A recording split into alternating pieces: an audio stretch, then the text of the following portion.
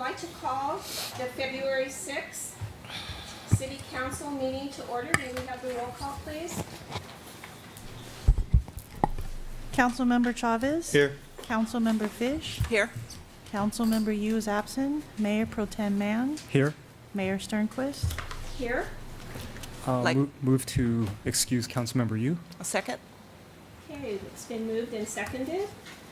We move to the consent calendar. Oh, I'm sorry, No, I'm looking no. at the wrong one. I'm just following the plan. We move to our invocation, and we have Pastor Darrell Kelty from Community of Christ Church at 9468 Broadway, and he will be providing the invocation this evening. Thank you, Pastor. Welcome. Indeed, I'm glad to be here. Oh, our dear Creator and Father, we, your children, are gathered here this evening to conduct the business of the city of Temple City. We do so because we seek to build a better community, both for ourselves and for our children and grandchildren in the years to come. We seek to build a better world, which comes when people, men and women like yourselves and those here gathered, can see their responsibilities, both as individuals and as a community, to build with each other this better community, where all are advanced and promoted and seen as peoples of worth. We seek for all here gathered the wisdom and insight that comes only from you to discuss and make those decisions which build a better community here in Temple City. May we take pleasure in doing those things that make for harmony and cooperation in all that we do. May we see and encourage those actions and activities that would generate the well-being of the community as a whole. May we see in others and encourage in others the spirit of oneness that would unite us all as we do this work together. May we be able to tell and show our children and our grandchildren and the children of our grandchildren that indeed we have done our job. We've made this Temple City a better place to live. May we seek to be a better place. Amen.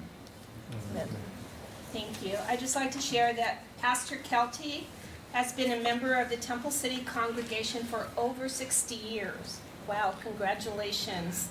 And was born and raised in Temple City. Yes. Community of Christ share the building with Praise Christian Church, Chinese speaking, and with Ministerio Cristiano Senda de Vida, Spanish speaking congregations. Thank you. Plus square dancing and a children's choir and a school. Wow. Okay. And Cloverly uses our building for their band practice. Thank you so much. We move to our Pledge of Allegiance, and we have Troop 174 here this evening. The Scouts presenting the flags are Matthew Oakley, Alex Kwan, Nipun Batra, Andrew Sue, and Wesley Bolthius. In February, the troop will be camping at Rainbow Basin near Barstow as part of their spring campouts, where the Scouts will have the opportunity to brush up on their scouting skills, such as first aid, pioneering, fire building, cooking, etc. Welcome, gentlemen. Detail, forward march.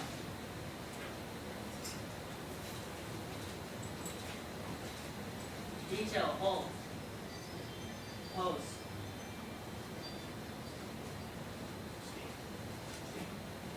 Speak.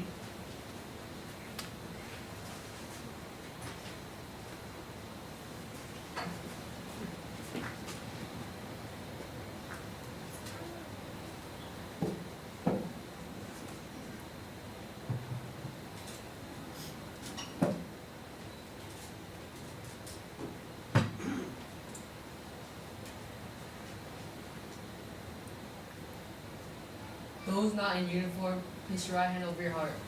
Scouts, salute. Pledge of Allegiance. I pledge allegiance to the flag of the United States of America and to the republic for which it stands, one nation, under God, indivisible, with liberty and justice for all. Two. Detail reform.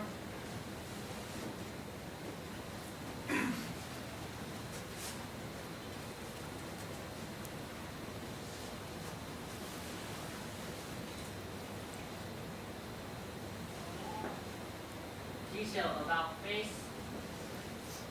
Detail forward march.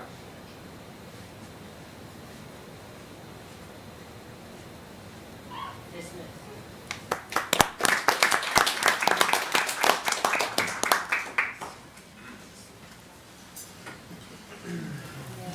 Okay, thank you. Thank you, gentlemen. We move to ceremonial matters presentations, and Gosha is here with the San Gabriel Valley Humane Society, and she has the pet of the month. Hello. Cindy here. Oh, come on, She's, Cindy. she's hiding. Oh, you guys cannot see Talia. Talia. Hello, my name is Gosha. I'm volunteer at San Gabriel Humane Society, and I'm here today with Talia. Talia is 3 years old, American Staffy mix. She came to us about 11 months ago, so it's been a while for her to live in a kennel. She is one of the most affectionate dogs that I host in my house ever. She won the title definitely today. She's good on leash. She is very human oriented. She loves people.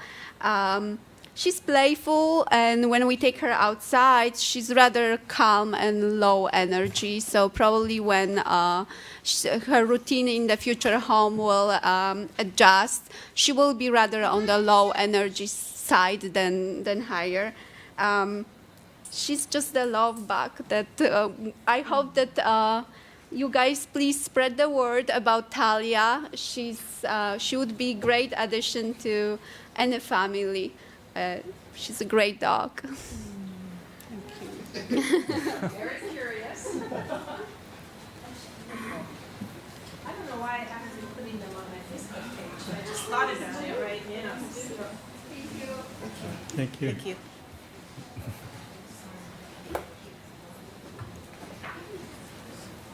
And I'm just here to share San Gabriel Valley Humane Society, a proud vendor with the city of Temple City. We service for your animal control needs. We come and bring our pet of the month. Thank you for all of your support. I did leave a calendar for each Yes. of the council members. Thank you. It's very cute. We're really proud of this particular calendar. First, we weren't going to do one this year. We said, oh no, gotta do it. We have a new logo, which shows partly our home area. Obviously, the San Gabriel mission is a big part of the valley. We look towards the mountains and the future for all of us, Temple City, San Gabriel, Rosemead, we also service. And we serve as a community shelter. The calendar basically this year is a totally different format. It features every animal in here was an animal that was adopted from us during 2017. We adopted a lot more, but these are the best pictures that we had. And we're also including tips this year. There are tips about how to take care of your animals, tips about how to deal with wildlife. I know we're having a coyote problem everywhere in the valley. And I know that one of your residents lost a little pug last week. We're very sorry for that. There's nothing that we at the Humane Society can really do unless the coyote is injured. We are prohibited by state law from touching any wildlife unless it is in need of services, it's ill, something like that. So coyotes, unfortunately, we can't really do anything with except call the state people. So we have tips about how to deal with coyotes, how to haze them, how to deal with baby birds that fall from nests, all sorts of good tips in here. So please enjoy the calendars. We have them down at the San Gabriel Valley Humane Society. And enjoy. Please come by and visit 851 East Grand. Thank you. Thank you so Thank you, much. ladies. Thank you Thank so you. much. Thank you. Ready to go home? We move to item 5D, Introduction of Camellia Festival Royal Court, always a treat for us. So welcome. And Helen Chen Martson, our 2018 Camellia Festival Chair, will introduce the Royal Court. Welcome, Helen. Good evening, Honorable Mayor, Mayor Pro Tem, council members, and city manager, city attorney, and then staff. I'm Helen Marston, and then like Cindy said, the 74th Temple City Camellia Festival General Chairman this year. First of all, I'd like to thank you for inviting us tonight, and also thank you for being official sponsor for Temple City's Camellia Festival. While we have the most dedicated, amazing committee members, and I would also thank you, council and the city, on this ongoing support for this Temple City's tradition. I'd like to start by introducing the Royal Court and the banner carriers for 2018. For banner carriers, we have Madeline Stone and Tyler Kobayashi. We have Priscilla Tu and Avery Perez. For Royal Court, we have Princess Kira Sagapon and Prince Devon Huang.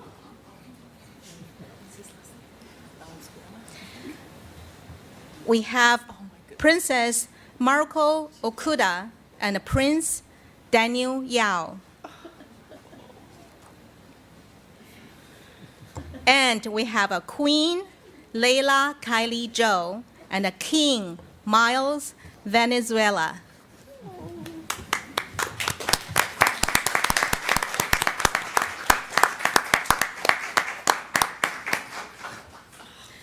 These children were selected among a group nearly 50 first graders who took part in an annual play day on January 13th.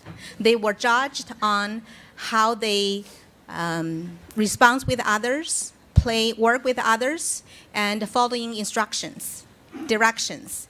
And they also have a chance to answer questions and using microphone. And part of their royal duties, including opening the carnival, leading the parade, and then also making special appearance, just like tonight. And also would like to introduce our royal governance, Anne Size, and our Camellia director, Don Taryn, and our own photographer and parade program, Jerry Jambazin. And also like to thank all our parents who help in preparing all these kids ready for this appearance. And on council, do you have any questions for our children? Anyone? Tom? Is there any one thing you're looking forward to doing as a member of the Royal Court? What are you looking forward to doing? Riding in the parade or going on the rides? What do you think? Anything? What is it? No? Yeah. Follow your dreams. Wow, that's a big one. So far your dreams are coming true, I'll bet, aren't they? Good job. All right. Well, we're looking forward to seeing all of you on the parade route. We're praying for a rainy day. We always know we're going to get one. Right? No, not a sunny day, actually. Yeah, I know. That way, if you do that, then you get the opposite. See, that's... So it's going to be a great day, so look forward to seeing all of you on the parade route. Good I have a question for the queen. I've never been a queen or a princess, but how does it feel to be a queen? Good? What's the best thing about it? Does mom and dad bow to you in the morning? When we came here, my mom said, Majesty. Your Majesty? Oh, Your Majesty. Oh. My goodness. Where's mom and dad? right there. Well, How does it feel to be a king? gotta have both. Good. What's the best thing pretty about awesome. being a king? Your brother, Well, oh. if your parents haven't called you Your Highness, you can ask them to start now. How's that? He actually is the second king in his family. Yes. Yeah. Royal we have blood runs three in that two family, I kings Yes, guess. it does. and one prince in his Yes. family. Well, the council has some things for you. So if you'll come up and help pass them out.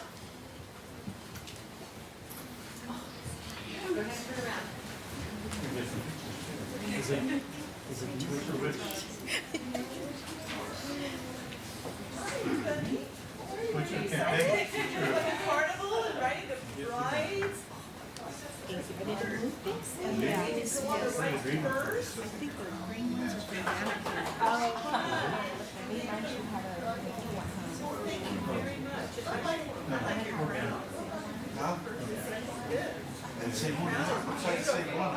have Miles. Miles, where are you? Miles.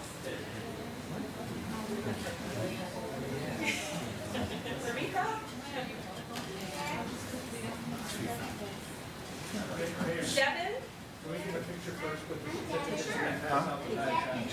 Devin? Daniel? You wanna have them just put them on the ground? Tyler? Priscilla? Sorry, Miss Taryn is in our way. Yeah. Uh-oh, Madeline and Avery. Yes. And Madeline.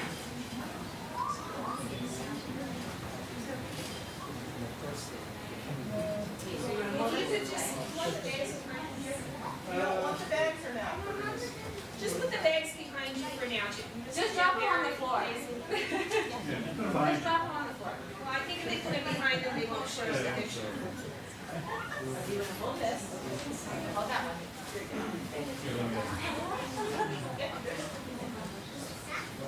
No, I don't think so. All right, don't worry.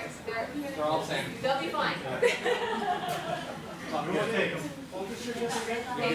show Mr. Campazzi your certificate, the pretty part. Okay. Beautiful certificates. There we go. All right, good. All right, smile a little bit.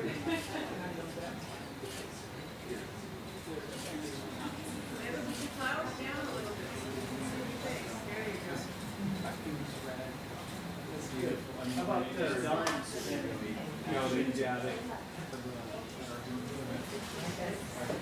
There you go. There you go. All right. Okay. Smile. Oh, put it. Where you go? Put it down. There you go. Smile, sweetie.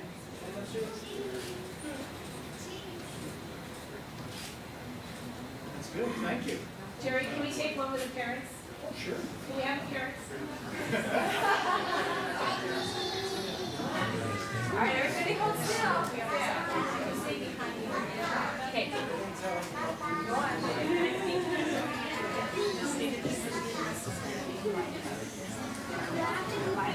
You can go. That's a definite.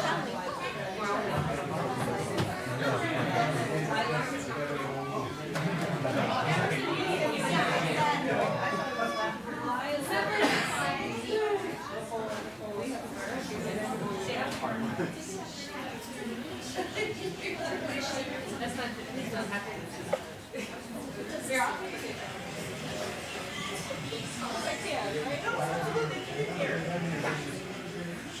Yeah, we're good. All right, you ready?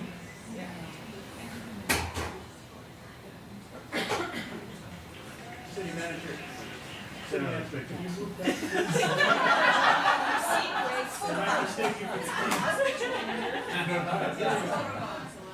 See your buddy's face. That's perfect. Good.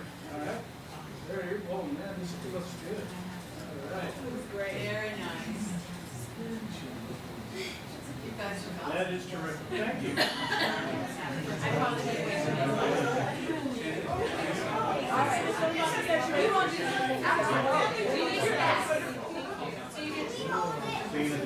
Yes, you need to keep it.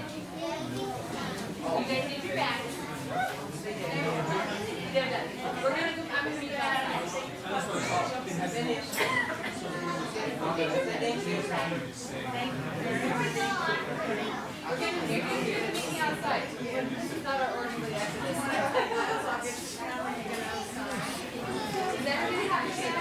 Thank you. Oh, you know what? Before we forgot something very important. What do you say? Very You're welcome. We got sidetracked with photos. Paparazzi, man. Okay, outside.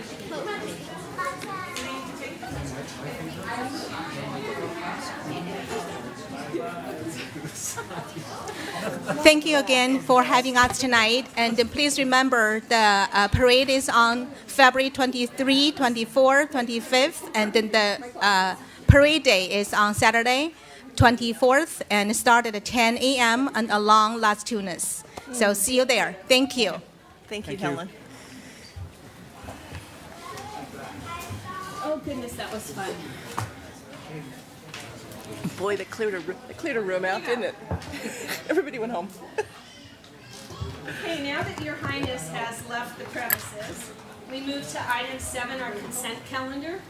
Public comments. Oh, what happened? Public comments. Steve, did you fill out a form?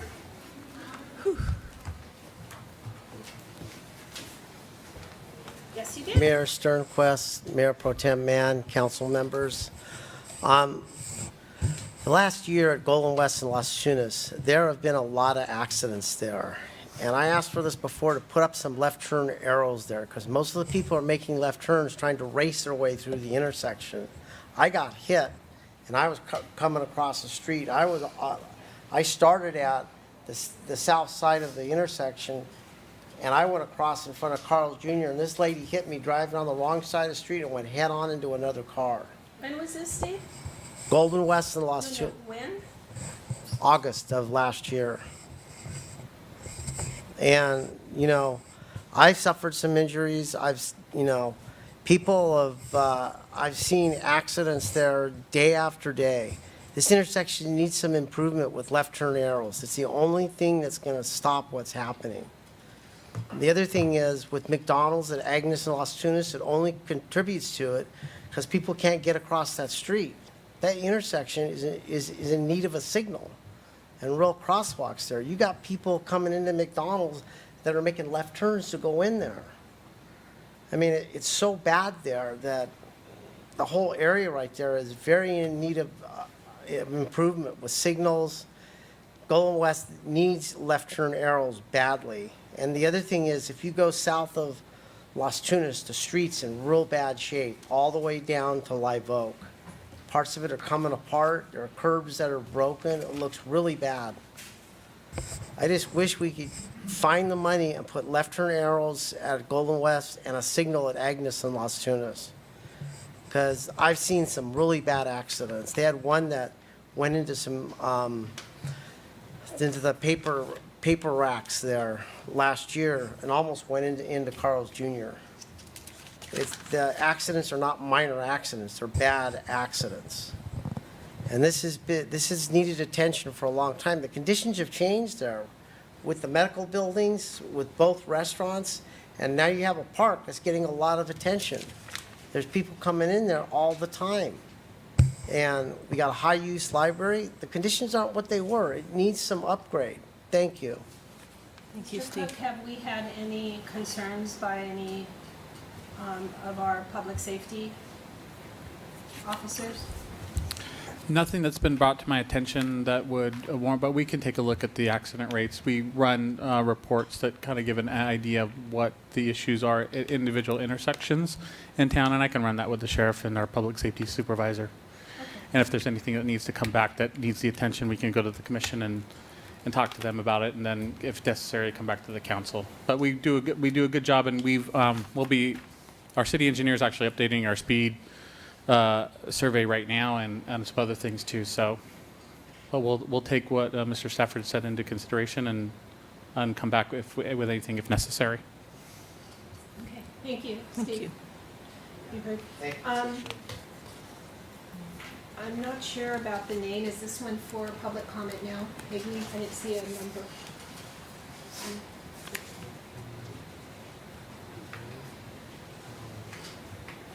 Is there someone who filled out a card that lives on Nadine? Nadine?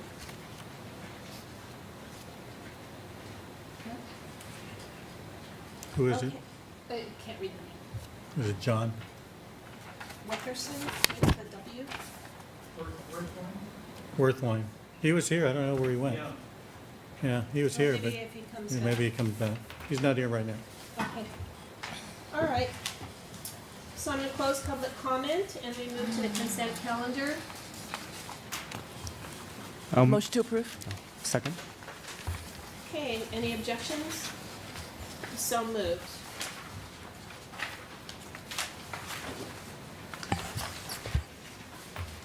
Okay, item 8, public hearing, none. Item 9, unfinished business.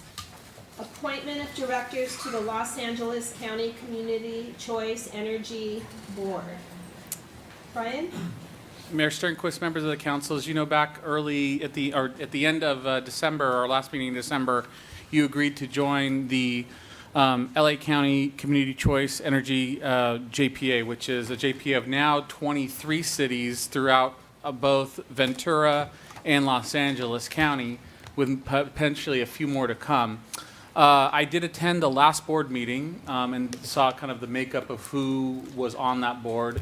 As staff, we would recommend that you would appoint a director that would be able to go to the meetings of the first Thursday of the month at 1 p.m. Don't have a permanent location yet, but it's more likely in downtown Los Angeles, and the 2 other alternates as elected officials as well. The bulk of the activity that they've been doing the last few meetings has been really setting up some of the mechanics of the JPA.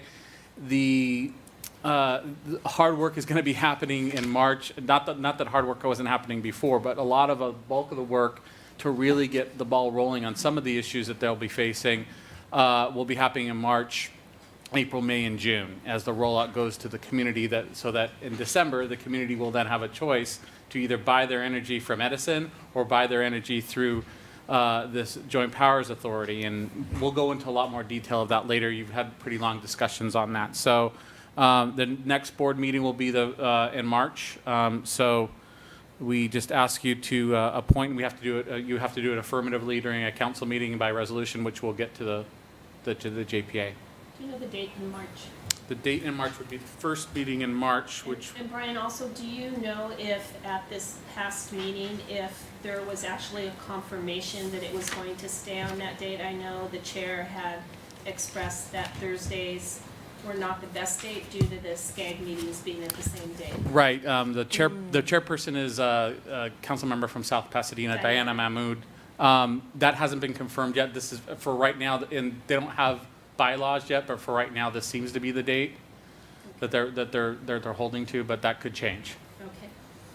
Well, we just need to let council member Fish know well in advance so she can plan if that's how we go. I know I did reach out to Brian and ask him if anybody was You have to interested. appoint someone first. No, I'm saying I had asked Brian if anybody was interested, and Brian said that the only one that had expressed interest was William, but wasn't sure due to time, and Councilmember Fish. So if either one of It would them- appear that they want someone who doesn't work for a living.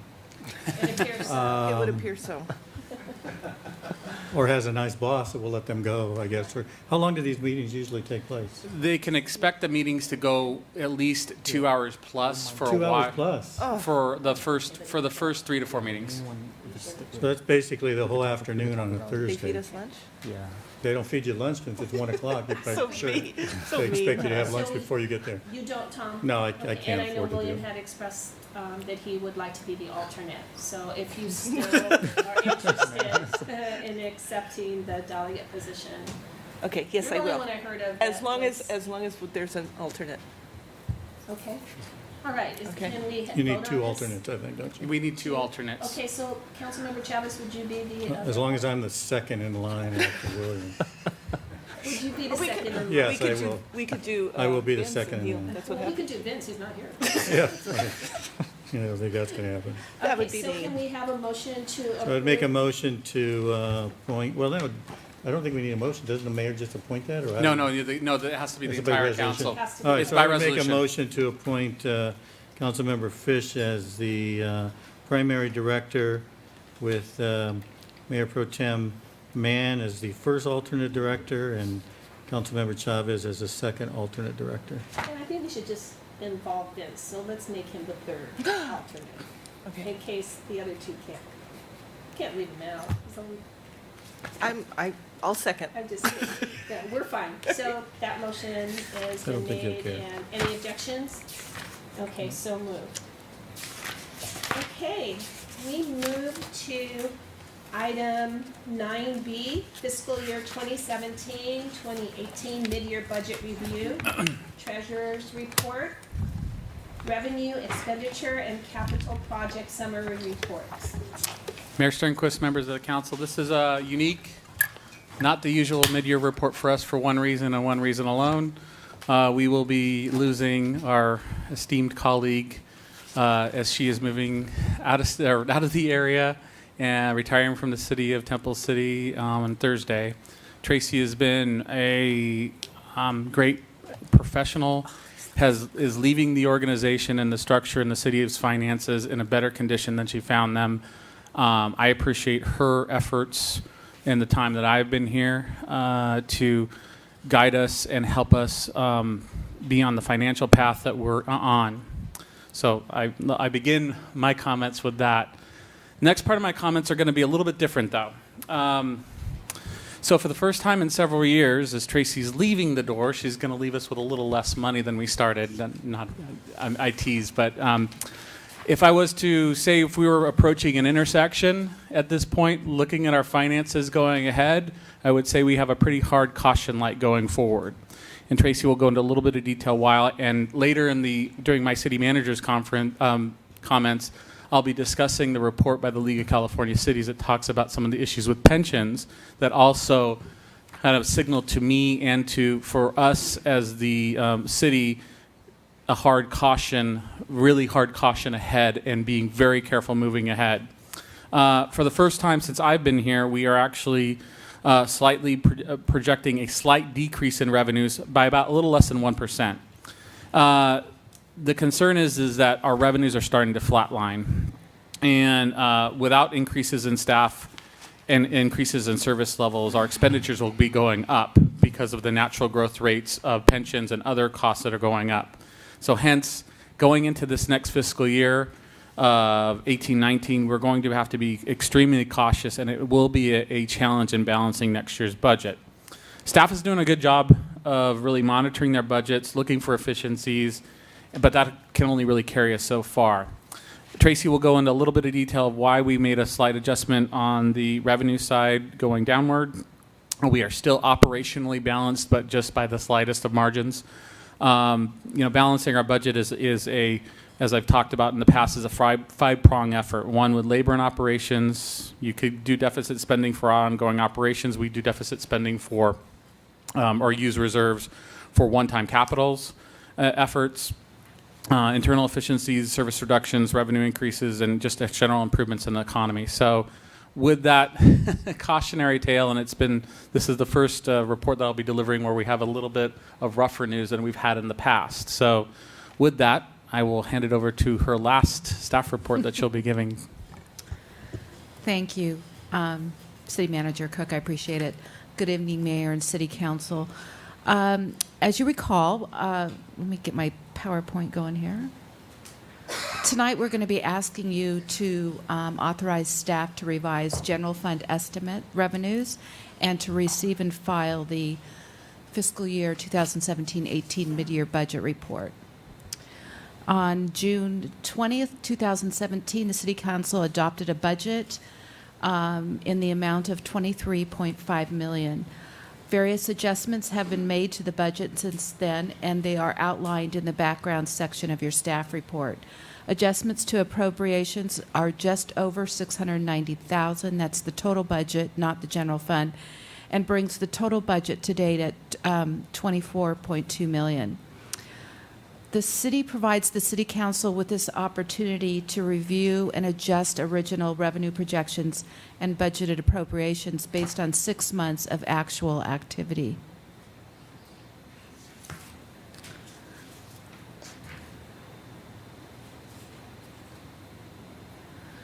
As a result of a revised downward in revenue estimates, which I'll talk about in more detail in a few minutes, we will now see a reduction in our operating surplus by about $105,000, which was very close to our operating surplus when we adopted the budget of approximately $110,000. We've had some one-time projects that have been funded by reserves. That includes the general plan update, the Las Tunas Drive study, and the Temple City parking lot.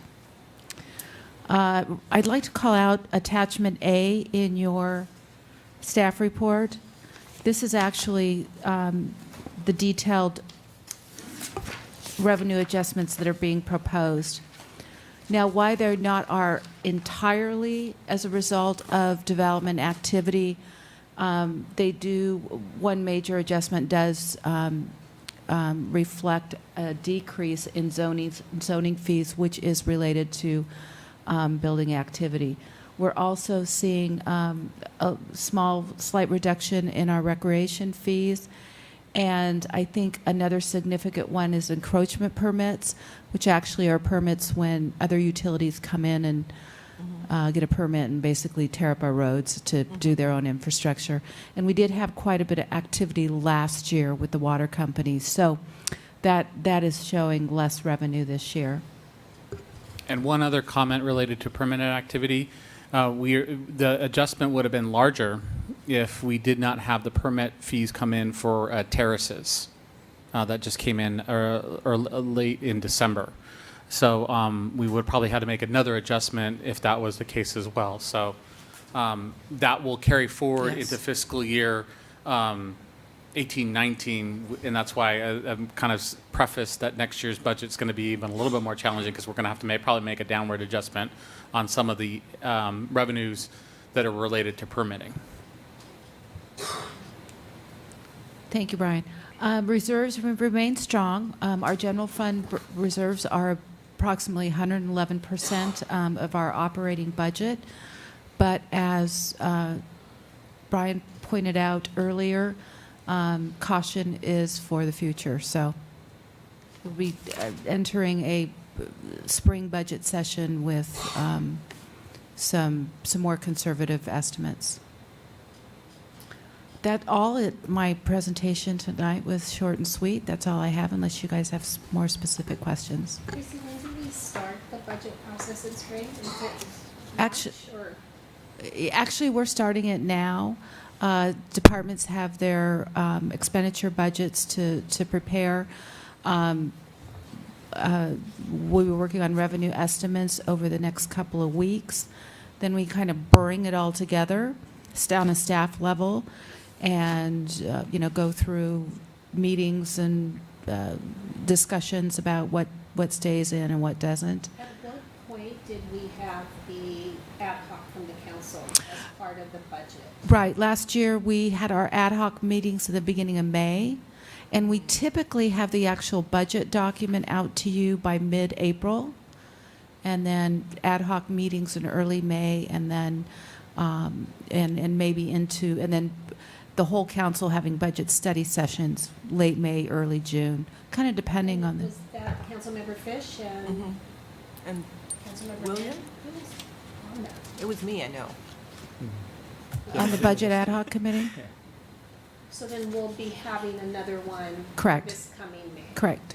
Thank you. Anyone else? Tom? What are donations?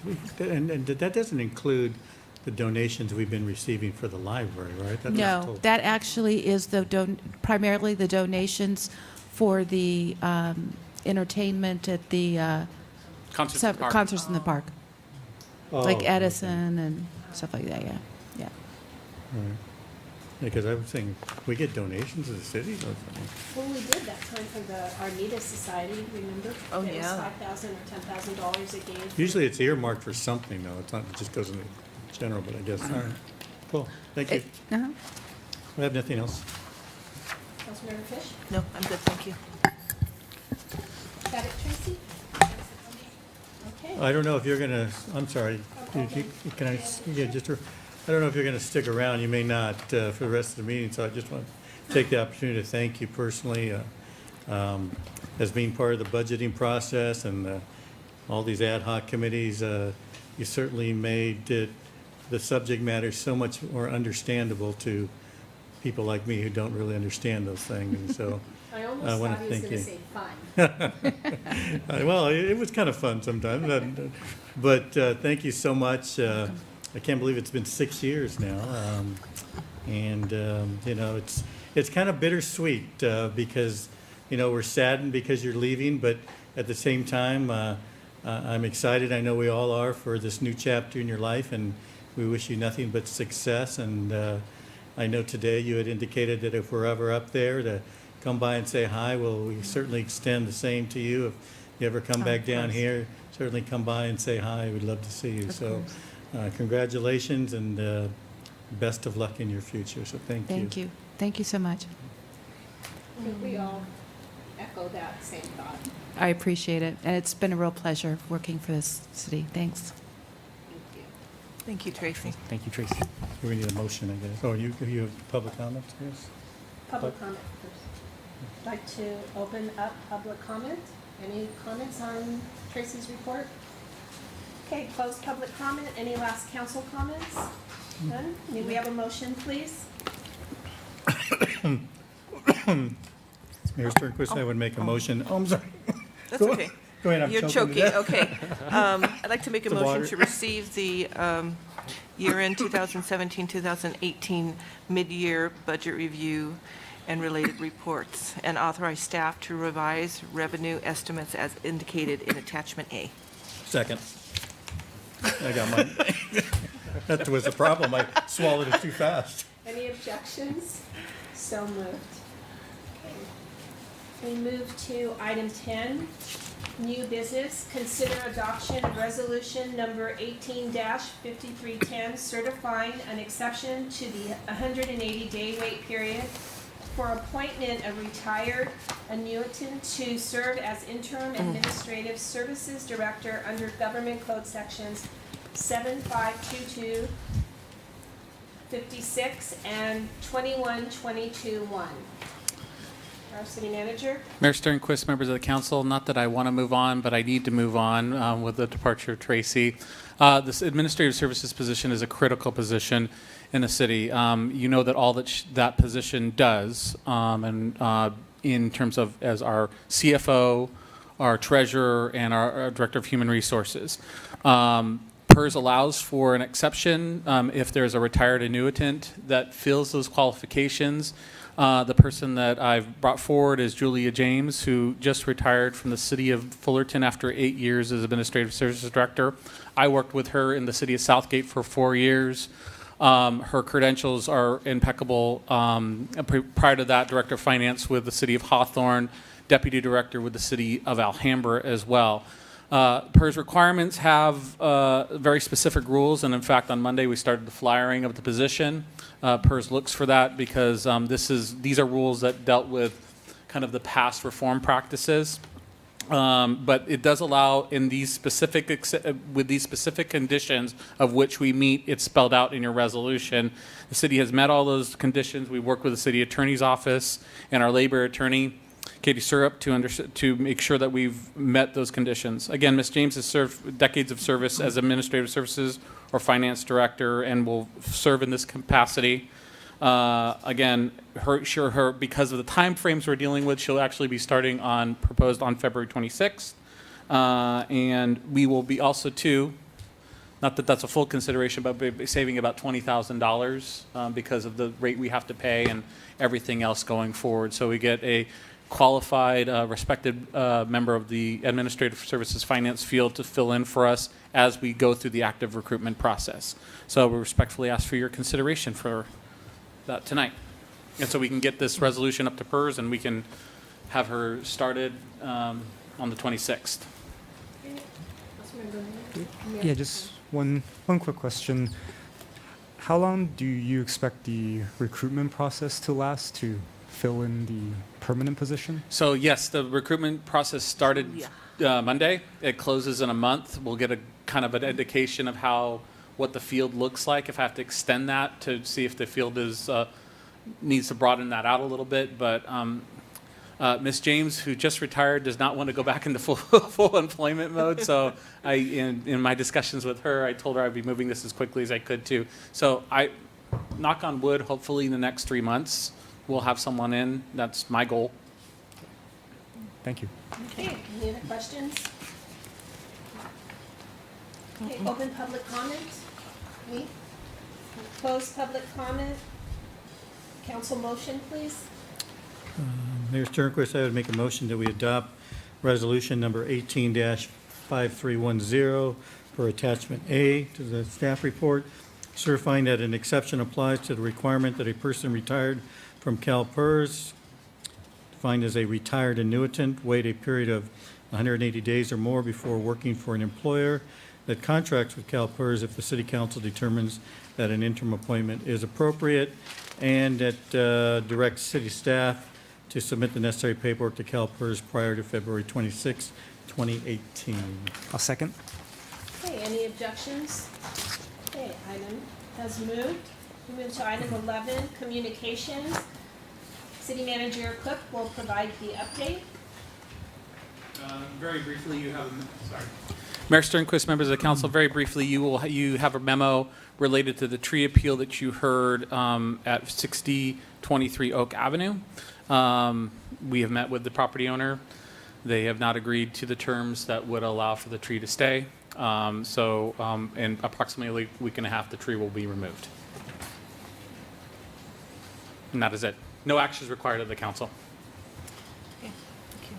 We move to item 12, update from our city manager, and he's going to report on the city manager's conference and PERS.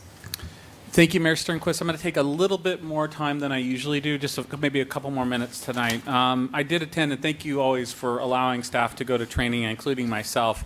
This is the first city managers meeting I've gone to in a while. And if I was to describe what was discussed, it was pensions, pensions, and pensions.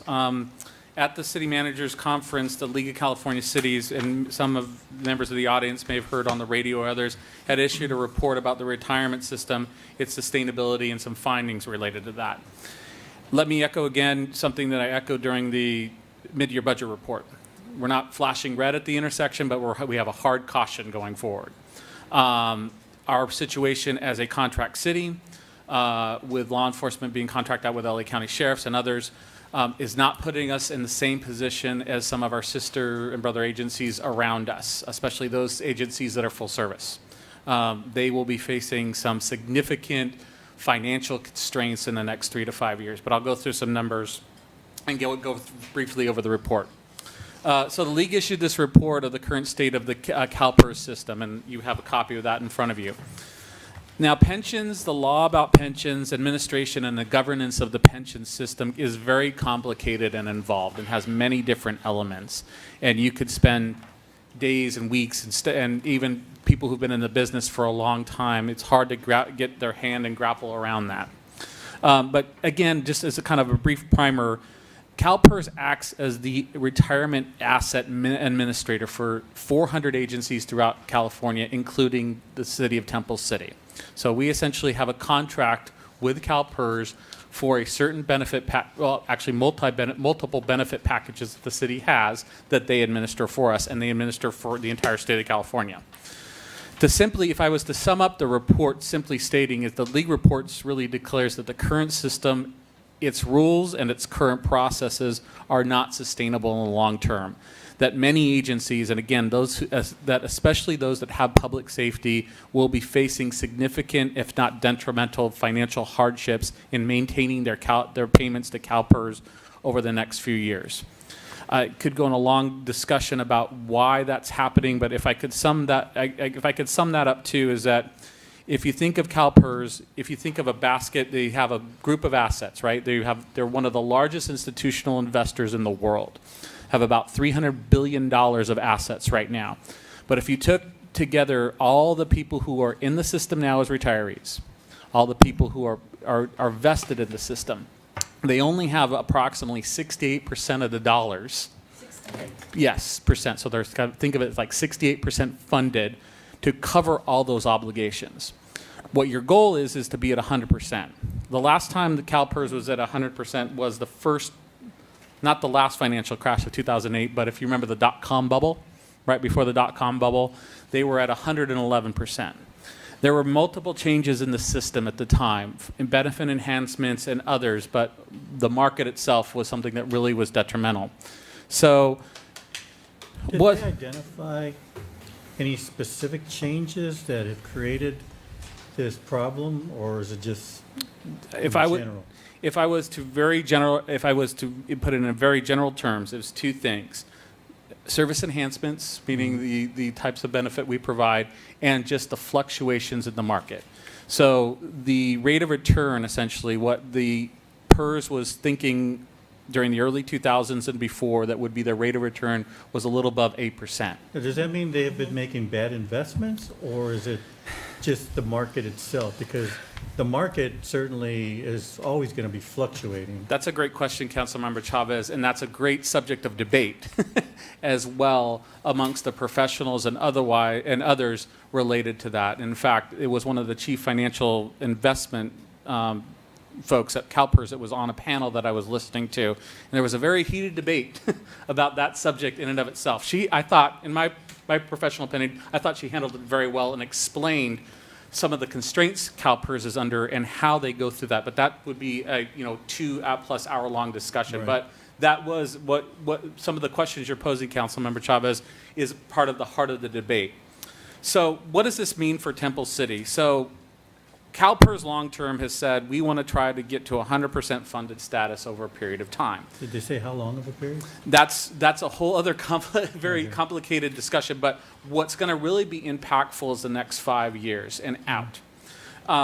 And so their largest concern is they don't want to really go below a 6. They would say where they're at now is kind of troublesome, but they really don't want to go below 60%. You use there are examples out there, the Illinois pension system and others that are below 50% in terms of the value of their assets. So they're concerned that they are not only having to pay retirees with their earnings, but the contribution rates from the individual agencies is not enough to cover those costs. I'm sorry, and you said 68% is where it's at now. Yes. Is that the lowest it's been? Or No, right after the 2008 crash, it was somewhere in the low 60s. Okay. So it made some steady gains up, but not enough to recover. Exactly. And one of the chief financial officers, it was kind of explaining once the value of the assets go down so much, how you have to recover is a kind of a steep climb coming back up. And she said it more succinctly and more intelligently than I could, but it's for every 2% you lose, you got to kind of gain 4% to get back to where you were. Exactly. So what does this mean for Temple City over the next few years? In the next 3 years, we're going to see about an increase in about $200,000 to $300,000, depending on, and every year there's an actuarial that comes out that actually gives us our definitive number on our unfunded liability. But if we were to project going forward, there'd be about a $200,000 to $300,000 increase in our pensions, and that's without doing a thing. That's not each year? Yeah, cumulatively over the next 3 years. Over the next couple of years. That's without adding a staff person. That's without giving someone a raise, and that's just maintaining what we have today. And those costs are going to increase. So part of the yellow light that we're kind of signaling on, and the caution that we're signaling on with the mid-year budget, this, as we're forecasting out, this is one of those things. Now, let me say, the City of Temple City has not sat idly by. We now require that all of our new employees pay their full share of employee costs to their retirement system.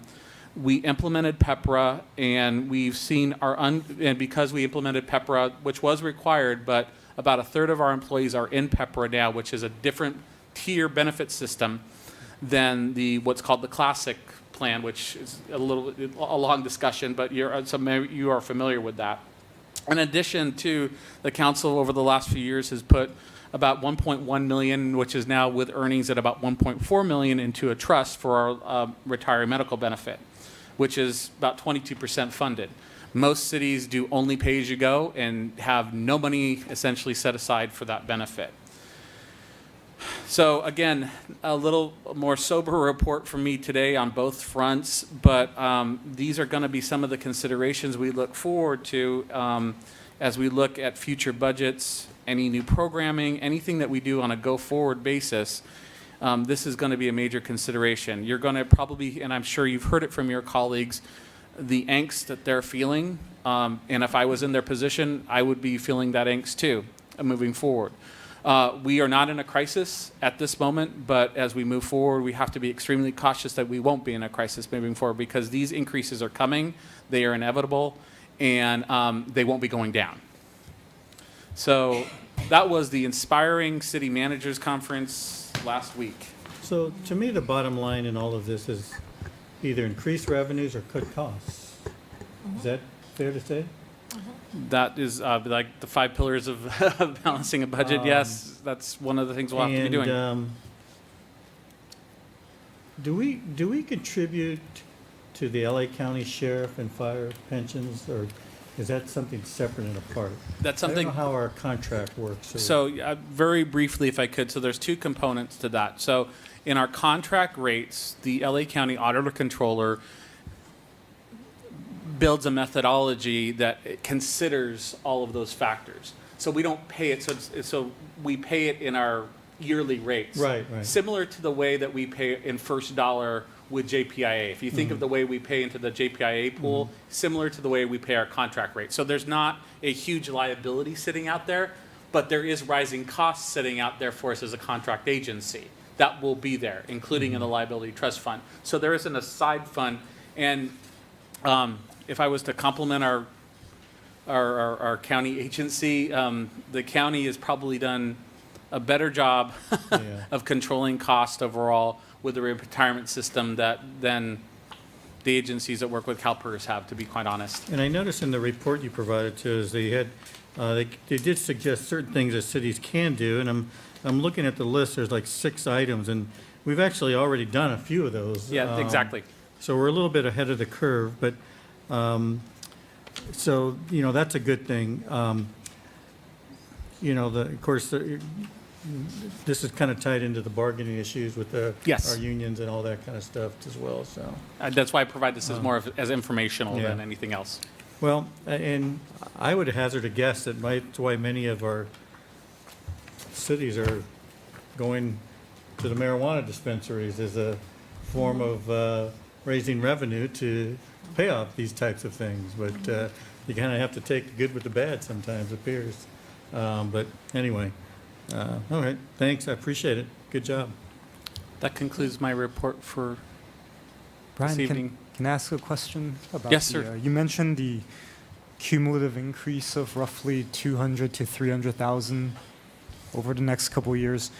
So how does that manifest in terms of, or how does that affect our budget in terms of, so we'll be actually paying a larger share into the PERS contribution, or is that increase spread between the employee and the employer? No, that's just the employer share. That's just the employer share. That's all on us. So whenever CalPERS readjusts their projections and determines that additional monies is needed to make up this, I'll just call it a deficit, that money only comes from the employer. The employee is not obligated to be a part of any of that. No, so there's a statutory amount that the employee, and that's and all our new employees and most of our current employees pay that amount now, which is 8%. Then what's called, there's 2 components. There's something called the normal rate, which is right now at about 10.5%. We'll be going up to 13 by 2021. That's if, a normal contribution to keep the system funded, and then there's the unfunded liability. Those 2 components, it's called employer contribution, and the unfunded liability, that is on the employer. Okay. Thank you. Brian, I have a question. Are we going to be continue to get updates on what's going on? Are they going to have this as something on a regular basis at the city managers, for the city managers? This is Or the how are we going cumulative. to find out what's? Yeah, this is the, I would say, the culmination of about a year and a half's worth of work. The city managers group, headed by and my colleague in Arcadia is part of a working group as well. So yeah, there will be updates, but this is just essentially saying freight train is coming. The question, where there will be updates is, and the reports kind of points to this, if there's changes in the law, those kind of things that they'll probably be advocating for in the future, just to keep the system sustainable over the next 15 years or so. But some of these things agencies will be facing right away. And most of this is controlled, correct me if I'm wrong, by the state. And so it's really in our interest as to a member of the League of California Cities to promote or have them promote those changes that will help the city. Absolutely.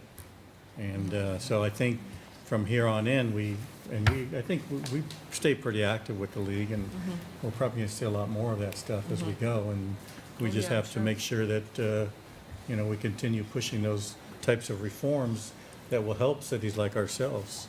They are our strongest advocates on that front. They do send us emails almost daily from the league, and I noticed that SCAG has gone from their bi-weekly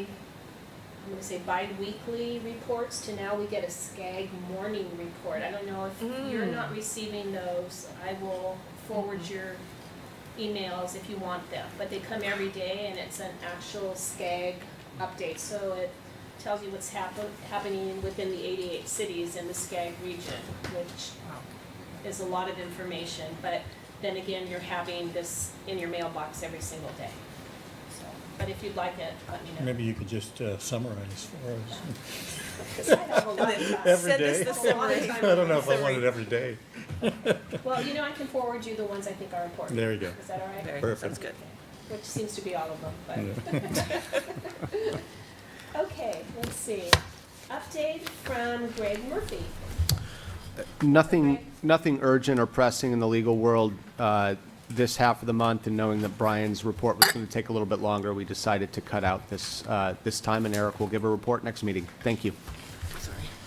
Could you maybe give us an update at some point on how this new marijuana law is working, or, I mean, what's happening and how it's affected? Sure, I can tell you. Might be kind of premature because it's only been a month or so. I was going to say, I know that just last week, the first legal recreational marijuana shop in the city of Los Angeles opened. In order for a shop to get a state license, they have to have a license from the local entity first. Right. So we're just seeing the first one in the city of Los Angeles. That made the news. Smaller cities are also beginning. I would say let's let it roll out 3 to 6 months, and then Sure. maybe give a report, and then we'll go from there. Does that sound okay? Sounds good to me. Okay. Thank you. Okay. Any other good questions? All right, we move to item 14, council reports regarding ad hoc or standing committee meetings. Do we have any? Tom? No, thank you. When does the school district ad hoc meet again? Well, that's a good question. I was just wondering that myself today. Is there one scheduled? I think there was one scheduled in March. In March. I don't have the exact date, but yeah. there We was, did, but we did get one on the calendar. Yeah. Good. All right, and let's see, we move to item 15, council items separate from the city manager's regular report. Mayor Pro Tem? Yeah, well, it seems like this time of the year is really busy for all of us. Lots of events. The Camellia Royal Court coronation was wonderful, as usual. So massive turnout, and I'm glad they were just here. They're always so cute. And also a very successful Lunar New Year festival celebration this past weekend. I was really glad to see our Congresswoman and State Assembly member and Supervisor Catherine Barger also kind of come and show support.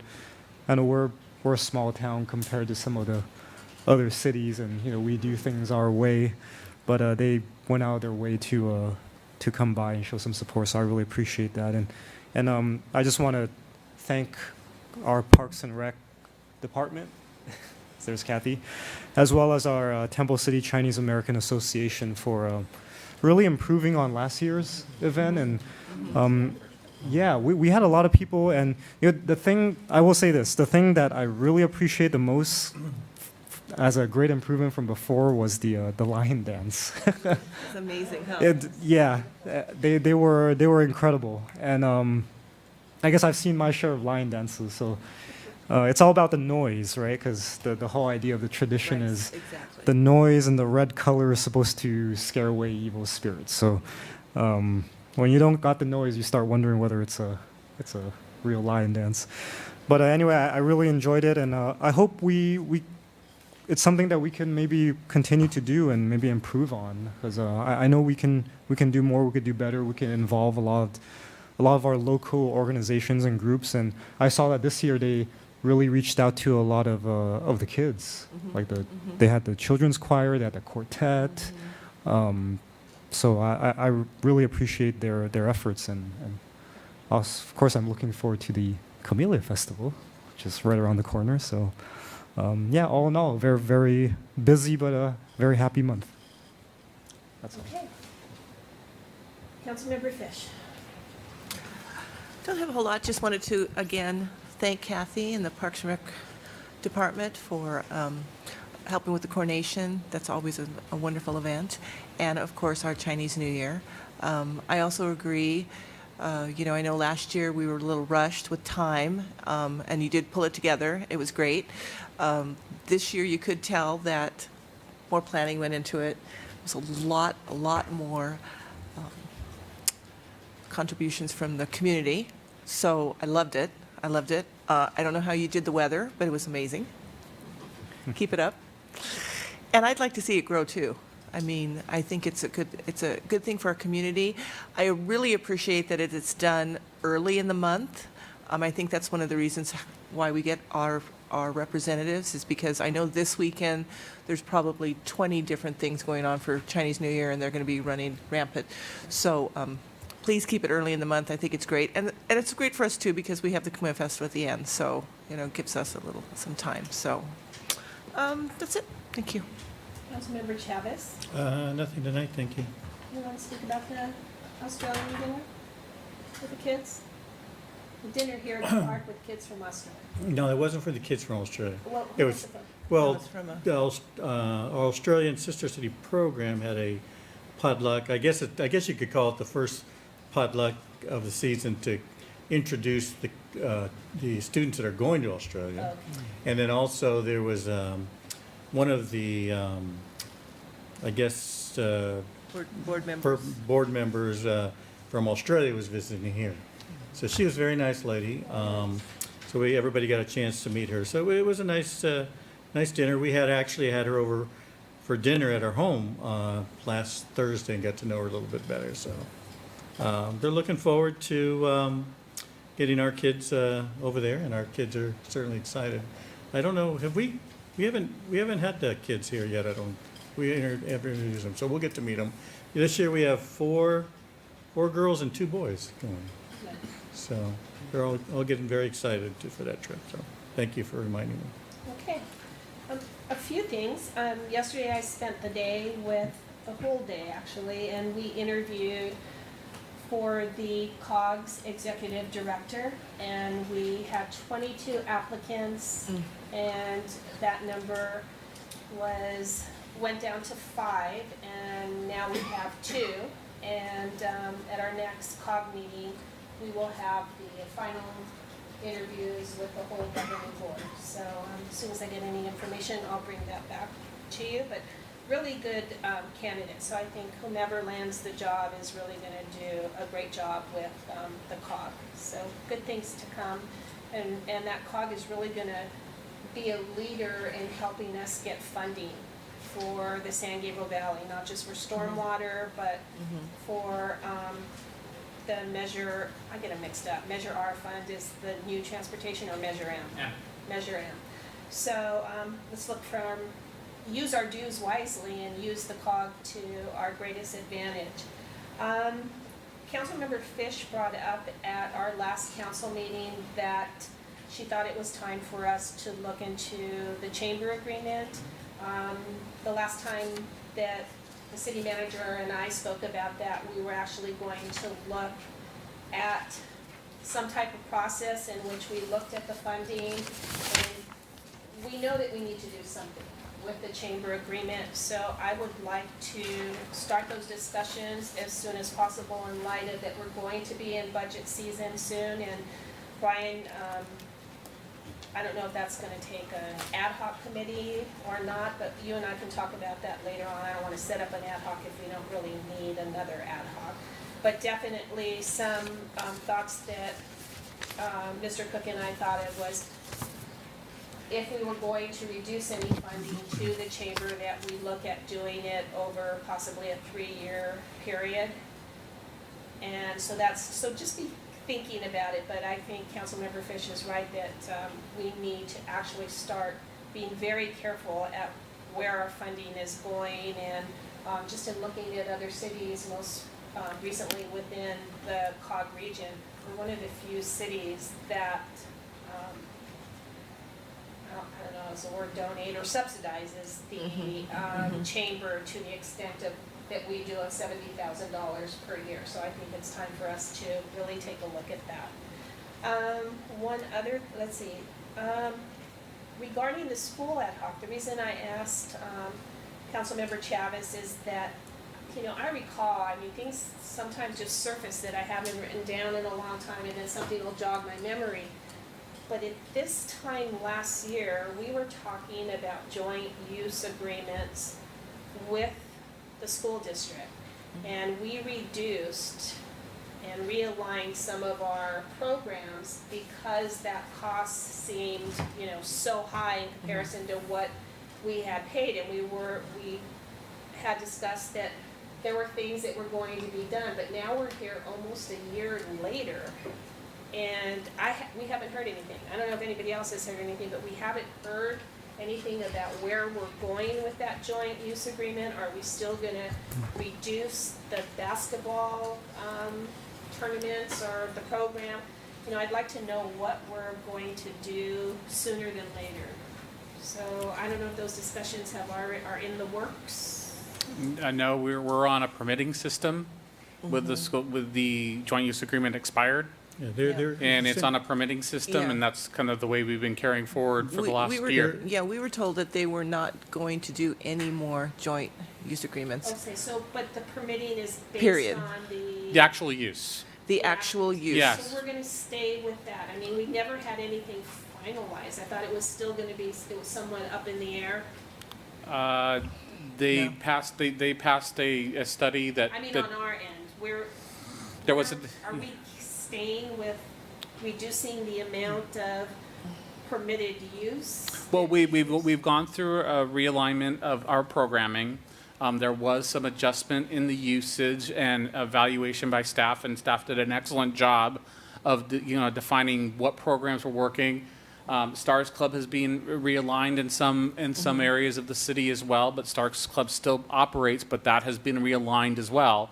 So, and we will evaluate that as well during the budget process as well, seeing what happened with that system, how that's worked for us from a use standpoint, from a cost recovery standpoint as well, to evaluate that. But staff did an excellent job of trying to find a way to still provide service with the adjustment and the costs that were incurred.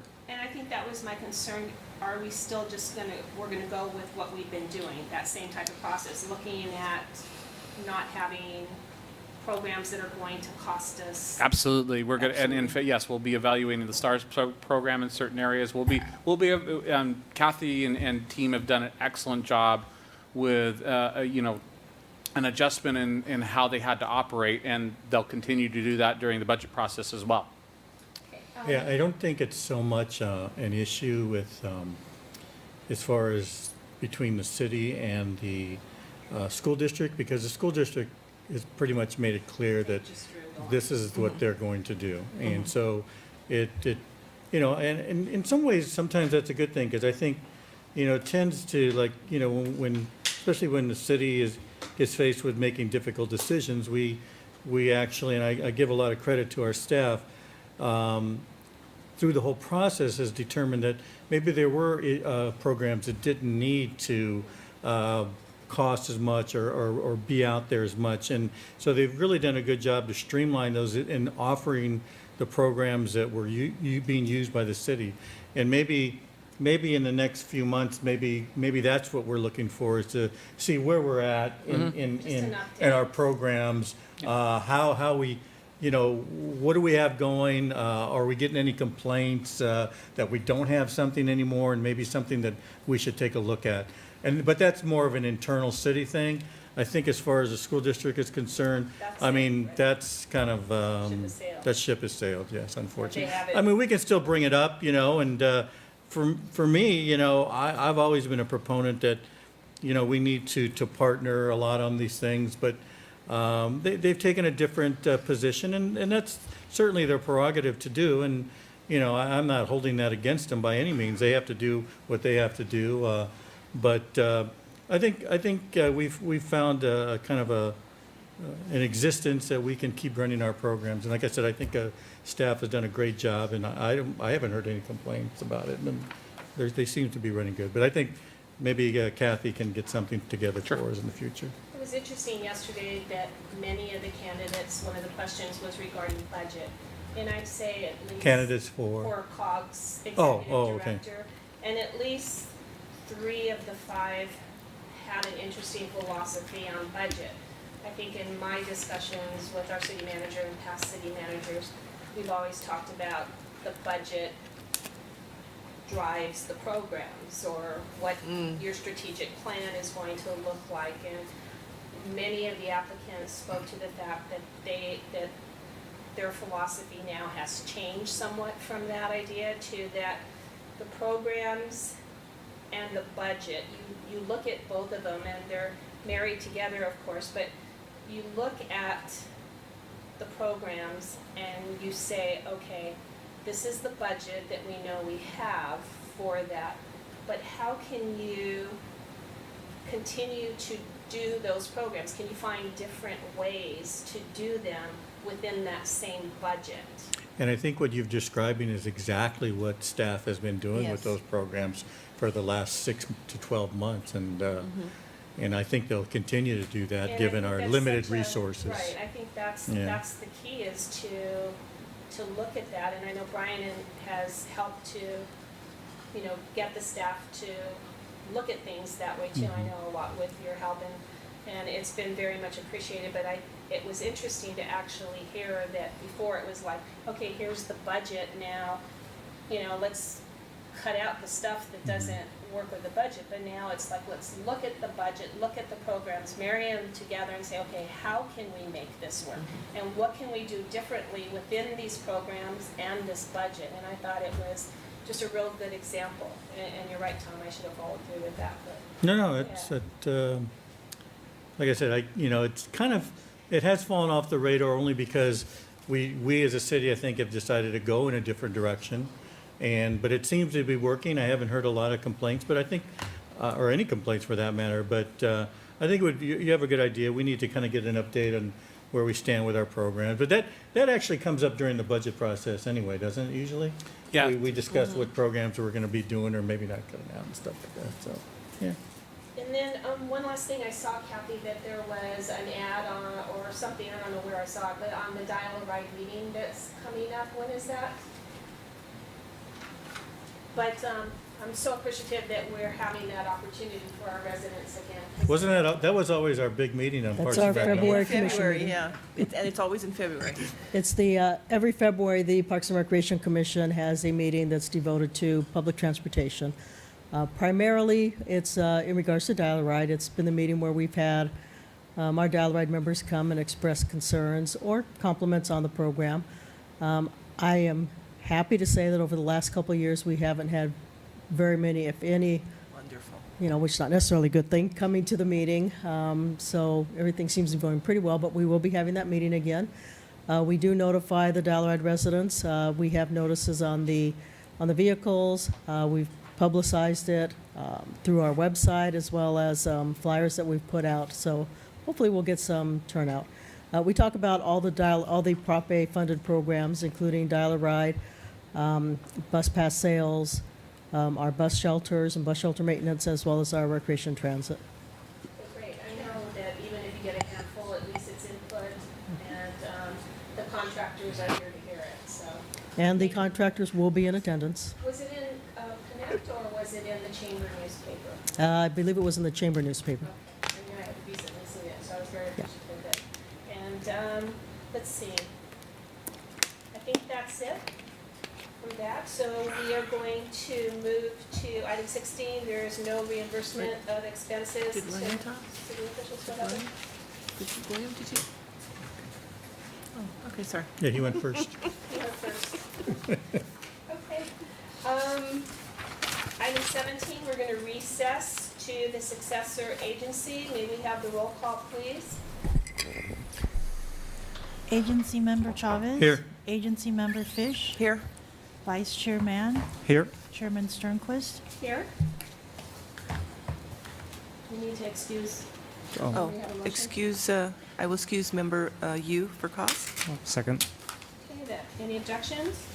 So moved. Consent calendar. Motion to approve? Second. Any objections? So moved. Unfinished business, none. New business, none. No communications. Public comments, none. Update from executive director. None. Matters from agency members? None? Okay, we are in adjournment. We are back to our regular meeting. We have, I guess this gentleman never came back. Additional public comments on items not listed on the agenda. Steve? Mayor Sternquist, Mayor Pro Tempore Mann, council members. What the city manager was talking about, Brian Cook, about some of these cities being in trouble is real. I know for a fact that San Marino, and it came out in the paper about 8 months ago, if they have to cut their police department, they're going to have to go to the sheriff's because there's no way they would be able to provide it. South Pasadena is in a lot of financial problems. San Gabriel has some very serious financial problems and lawsuits over their police department. With the public employees' retirement, they're not going to make it. A lot of these cities will probably end up going to county for services because they just can't keep them. Monterey Park is having LA County fire shops work on their emergency equipment. And they've been doing that for 30 years, and there's been some talk of them coming to the county. Because they just can't, none of these cities are going to make it with this draft of this big of a cut into their budget. West Covina, over the last 4 years, have laid off 12 firemen, taken 2 of their paramedic units. They have 1 paramedic unit. They used to have 2 truck companies. They have 1. The county's sometimes going in there 3 or 4 times a day, and sometimes 2 or 3 times at a time into West Covina to help them with paramedics because they can't cover it. And when you're doing that, I can see them coming in real fast. A lot of these cities are deeper than we know in this. Thank you. Thank you. Anything else? Okay, I'd like to adjourn our meeting this evening in memory of Arcadia resident Alan Langdale. Alan Langdale was born on May 3rd, 1939. His family moved to San Gabriel in 1956 to a home they had built on a piece of property that was once his grandparents' chicken ranch. He attended Temple City High School for his junior and senior years and graduated in 1957. He went to Cal State LA and UCLA and graduated with a BA and teaching credential. He started teaching at Temple City High School in September 1964. He was a lab biology teacher and coached football, basketball, track, water polo, and tennis. He received Teacher of the Year in 1992. Al retired in 2007 after 43 years at Temple City. So we are in adjournment in his memory. Thank you.